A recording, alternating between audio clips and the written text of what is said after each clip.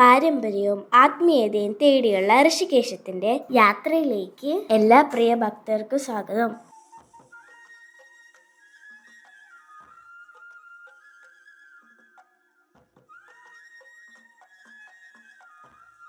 വിശ്വാസങ്ങളിലും അനുഷ്ഠാനങ്ങളിലും കൗതുകവും അമ്പരപ്പും കൂടി ഒളിപ്പിച്ചു വച്ചിരിക്കുന്ന ഇടമാണ് കൊട്ടിയൂർ ക്ഷേത്രം. ക്ഷേത്രമില്ലാത്ത ഇടത്തെ പൂജകൾ, മറ്റൊരിടത്തും കണ്ടിട്ടില്ലാത്ത തരത്തിലുള്ള ആചാരങ്ങൾ, പ്രകൃതിയുടെ നിയന്ത്രണത്തിലുള്ള ഉത്സവം എന്നിങ്ങനെ എടുത്തു പറയുവാൻ ഒരുപാട് കാര്യങ്ങൾ കൊട്ടിയൂർ ഉത്സവത്തിനും അക്കരെ ക്ഷേത്രത്തിനുമുണ്ട്. അക്കൂട്ടത്തിൽ ഏറ്റവും കൗതുകമുണർത്തുന്നതാണ് ഇവിടുത്തെ ഓടപ്പൂക്കൾ. കൊട്ടിയൂർ ഉത്സവകാലത്ത് ചെല്ലുമ്പോൾ കടകളിലും വഴിയരികിലുമെല്ലാം വെളുത്ത നിറത്തിൽ നാരുകളായി കിടക്കുന്ന ഈ പൂക്കൾ കാണാം. ഉത്സവം കൂടാനെത്തുന്നവർ തിരികെ മടങ്ങുന്നത് കൈനിറയെ ഓടപ്പൂക്കളുമായിട്ടായിരിക്കും. അതിനു പിന്നിൽ കുറേ വിശ്വാസങ്ങളുണ്ട്.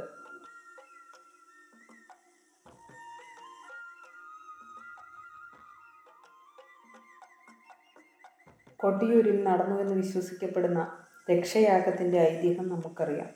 സതീദേവിയുടെ പിതാവായ ദക്ഷൻ യാഗം നടത്തിയപ്പോൾ ദേവഗണങ്ങളെയും പുണ്യാത്മാക്കളെയും എല്ലാം ക്ഷണിച്ചെങ്കിലും മകളുടെ ഭർത്താവായ പരമശിവനെ മനഃപൂർവ്വം ഒഴിവാക്കി. വിളിച്ചില്ലെങ്കിലും പിതാവ് നടത്തുന്ന യാഗത്തിന് പോകാനൊരുങ്ങിയ സതീദേവിയെ ശിവൻ പിന്തിരിപ്പിക്കാൻ ശ്രമിച്ചുവെങ്കിലും ഒടുവിൽ ദേവി പോവുക തന്നെ ചെയ്തു.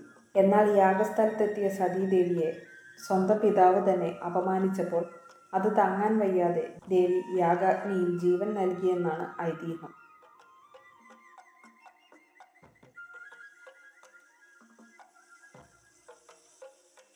കൈലാസത്തിൽ ധ്യാനത്തിലിരുന്ന ശിവൻ ഇതറിഞ്ഞപ്പോൾ കോപാകുലനായത്രേ.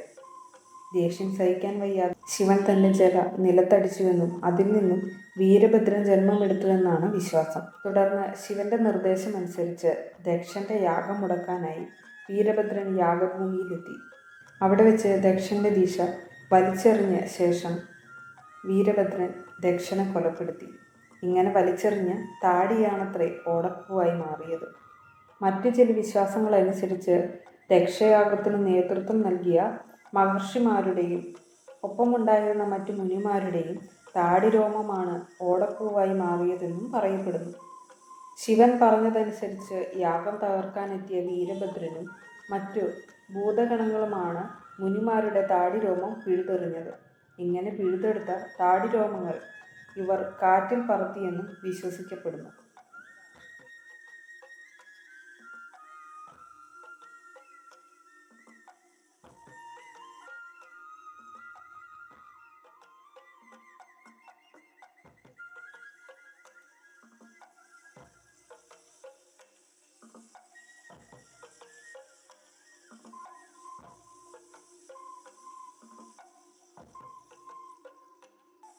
കൊട്ടിയൂരിലെയും വയനാടിനോടും ചേർന്ന് കിടക്കുന്ന വനാതിർത്തിയിലെയും പ്രദേശങ്ങളിൽ നിന്നാണ് ഓടപ്പൂക്കൾ നിർമ്മിക്കുവാനാവശ്യമായ ഓടകൾ കൊണ്ടുവരുന്നത്.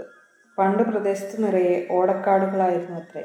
ഇവിടെ നിന്നുള്ള ഓടകൾ മാത്രമേ ഇതിനുപയോഗിക്കാറുള്ളൂ എന്ന പ്രത്യേകതയുമുണ്ട്.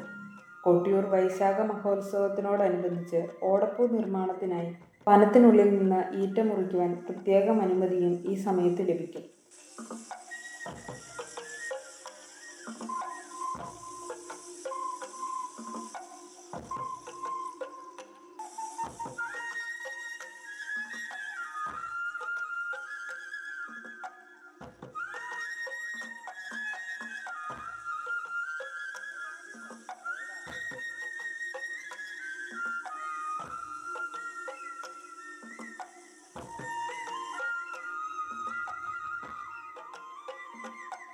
ഇങ്ങനെ ശേഖരിക്കുന്ന ഈറ്റ പ്രത്യേക അളവിൽ മുറിച്ച ശേഷം വെള്ളത്തിലിടുന്നു. പിന്നീടെടുത്ത് ഇടിച്ചു ചതച്ച് കമ്പിച്ചീപ്പ് പോലെ ചീകി പൂവിൻ്റെ ആകൃതിയിലാക്കി വീണ്ടും വെള്ളത്തിലിടുന്നു. ഇങ്ങനെ ചെയ്തില്ലെങ്കിൽ കറ പോവുകയില്ലെന്നും മാത്രമല്ല ഓടപ്പൂവിന് മഞ്ഞ നിറം വരികയും ചെയ്യും. തുടർന്ന് വെള്ളത്തിൽ നിന്നെടുത്ത് കറ കളഞ്ഞ് പൂവിൻ്റെ രൂപത്തിലാക്കുന്നു. ഇങ്ങനെ ദിവസങ്ങളെടുത്താണ് ഓടപ്പൂ തയ്യാറാക്കുന്നത്.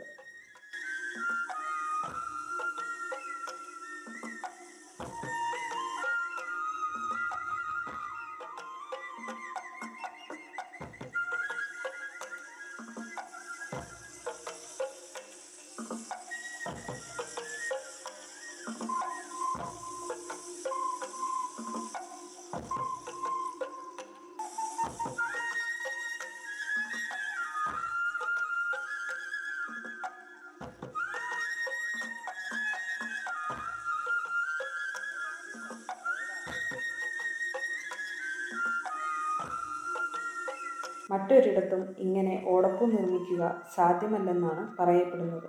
കൊട്ടിയൂരിൽ നിന്നും ലഭിക്കുന്ന ഓടപ്പൂവ് വീടുകളിലും വാഹനങ്ങളിലും തൂക്കിയിടുന്ന ഒരു പതിവുമുണ്ട്. ഇങ്ങനെ ചെയ്യുന്നത് ഐശ്വര്യം കൊണ്ടുവരുമെന്നാണ് വിശ്വാസം.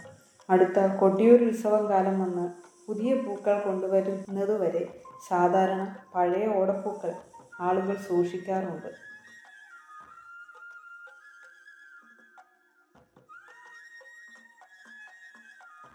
കൊട്ടിയൂരിൽ പോകാൻ സാധിക്കാത്തവർക്ക് പോയി വരുന്നവർ ഓടപ്പൂവ് കൊണ്ടുവന്ന് കൊടുക്കുന്ന പതിവും നിലനിൽക്കുന്നു.